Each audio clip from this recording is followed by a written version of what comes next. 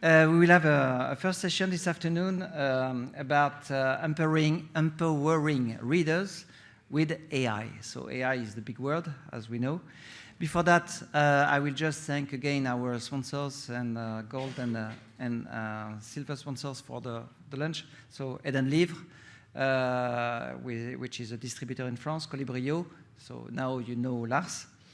The Readium Foundation, which is the hub around all these Readium toolkits. The SOFIA and the CFC in France, two organizations working for the publishing industry. And so we will have a session this afternoon with three people. So Paul Vaupel from VitalSource, Lars Wallin from Colibrio, and Daniel Weck, you know him again, you know him already also, from EDRLab and DESI Consortium. So, but we will start with Paul. Paul, welcome.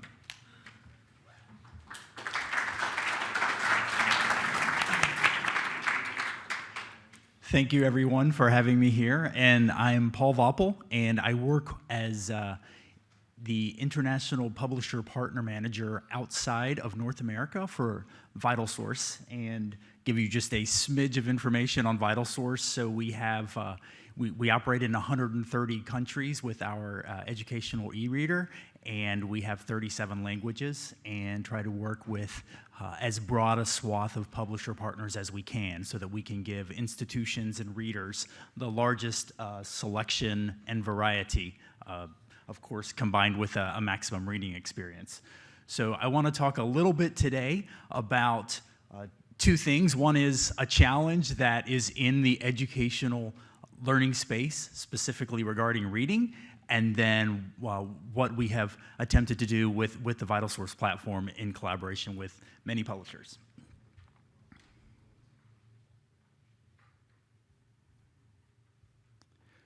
So here's the challenge.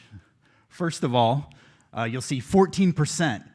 That is the average percent. This is all according to, a Wall Street Journal study published, that 14% of the assigned readings at educational institutions actually get read by the learners, the readers. So, of course, 86% is not read for multiple reasons.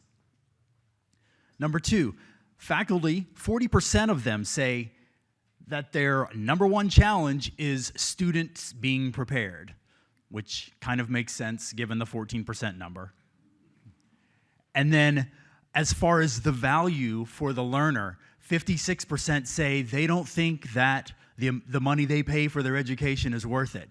So there's clearly some disconnect here, and this is the larger contextual process when you're trying to establish readings as a core part of what a user gets, a learner, in their educational process.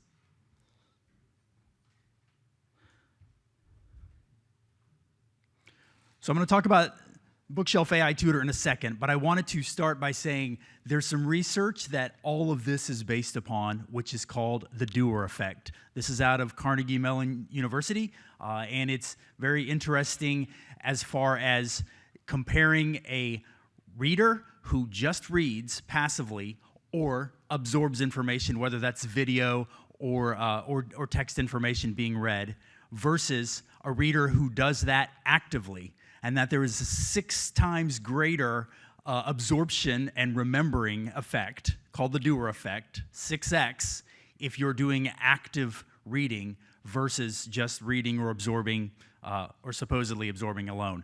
So we think that this has promise, and we'll talk about some of that in the effect side of things in a moment. But before the days of open gen AI and lots of content being created out of everywhere, sometimes scarily and magically, there was other types of AI, of course, artificial intelligence, that this doer effect was able to capitalize upon. So thinking about how can I increase this user engagement by giving low-stakes assessments that are created quickly from the content only within a book, so preserving the author and the publisher's rights and fencing around that material, but also giving the user an interactive experience. So that's what originally was done. Low stakes assessments, true, false, multiple choice, but quickly being able to be created from EPUB files and presented to the user. So sort of a speed bump, if you'll think about it, type of experience that says you just read this section, now here are 3 to 5 questions to make sure that you have absorbed what you read and can recall that. And if not, here's where you can go back and make sure that you reread it.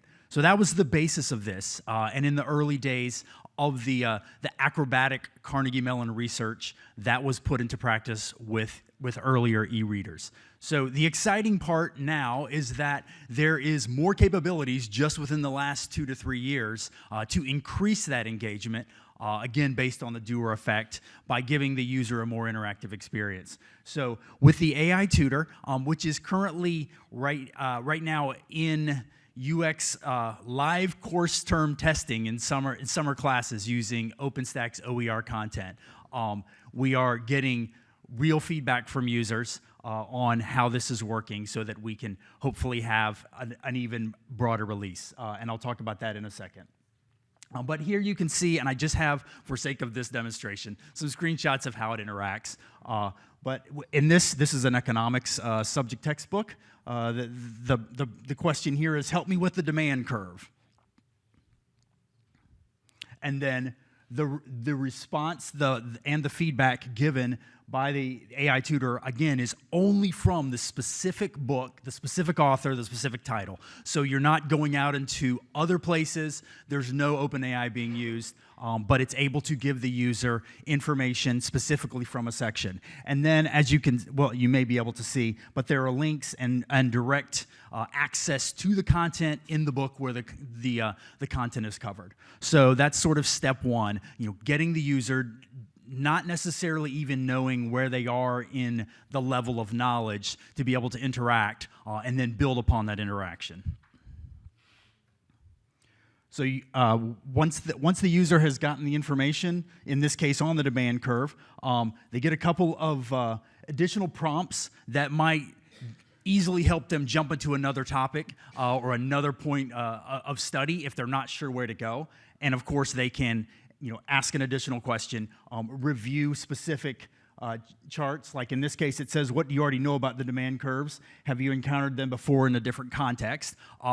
And in this case, I just picked one of the pre-answers, which is, what factors cause the demand curve to shift? Okay, great.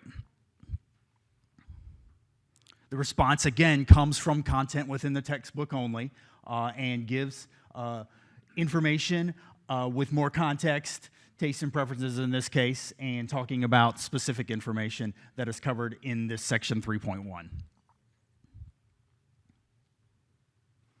And then with continued learning, it just continues the conversation with the user. And one thing to point out is with every one of these responses, you'll see, and this was consistent even in the low stakes assessments I was talking about earlier, the little thumbs up and thumbs down, which is very important for us because there's no context that the consumer of this information has to give us in either clicking thumbs up or thumbs down. But we take that, and then that can go into, was the information helpful, not helpful, this response, and then further refining and crafting, especially with regard to specific questions that a user's getting. If a question gets a few, meaning 2 or more thumbs down, we're going to seriously look at that or pull that question out. And a little broad data, over the 20 million questions so far that were asked and answered, we have about 0.2% of the 20 plus million that have had the thumbs down. So that's another encouraging thing because we feel that the AI tool is actually generating useful content for the users, as a side note. So you see the overarching concept here, and I won't go beyond that, but essentially it gives the user an additional layer to start a conversation on a specific topic and get contextualized feedback on that. And I wanted to show you this is also now absorbed into the standard Coach Me questions. So instead of just the standard multiple choice, true, false, fill in the blank questions, you now have higher level questions. So that in this instance, there's a question that says, write a test question about this section, summing up factors that change demand, as if you were the instructor preparing for a test. And then I put in, which of these doesn't affect the demand curve? Taste shift, price of substitute going down, future expectations encouraging buying, good or service price increases. And by the way, I got that from the book. I'm not an economics wizard, but hey, it sounds like a good question. And getting feedback, okay, that was pretty good, with also some additional feedback on how I might think about answering it differently. So that's we hope, going to be good engagement for the end user. So I say we hope, and let's look to this point at some actual student research that we have on this, which is encouraging. So we ran before this current design, just with the AI-generated questions, multiple side-by-side student and instructor-led sessions. So what happened was the instructor said, everyone gets access to, in these 2 sections of the course, to the AI-enabled content. There were other sections that did not have that, and we saw a 4 times engagement in the number of active days in the term. So the prior term median days with textbook studying was 5, and then same book, course, and instructor using the tool, it was 20. What the instructor did to sort of use the carrot and stick here was say you get a couple of extra participation points if you just complete 80% of the exercises. Nothing being graded, no one's going to check these other than just you self-report in those instances that you did those. What we found, first of all, was that more than 80%, close to 90%, did 100% of the questions because they started to be reinforced that this was not magical, but just helping them study better, helping them retain information, like the doer effect said. So we think that holds a lot of promise, and we're excited about it. So where are we headed next? And this goes to the broader landscape, including as far as content, keeping content safe, which is a big part of what we do at VitalSource every year. We spend over $1 million US just annually on helping protect content, keeping it safe, but also making the holes of the fishing net just the right size so that the student trying to study at 2300 at night can get the answer, but the bad actor trying to grab the content in a nefarious way at 2300 at night gets stopped. So, of course, that's always an ongoing back and forth fight. So, first of all, where are we headed? High-quality AI answers aligned with textbook content remains our thing. So we're going to be cautious as far as what we're doing. One thing I did not show, but is actually on the horizon, is as you would ask a question, let's say English is not your native language here, you would ask that question in another language or respond. The first response right now you get is in English, but the tool actually will adapt. And the second question, it will start, the second response in that same language, it will start responding to you in that other language. So we haven't rolled that out as an official thing yet, but we know that it's there, and we're excited about that because it adds another layer to a student who might not be studying in English language first, and it fits in with our mission of being in 130 countries, 37 languages.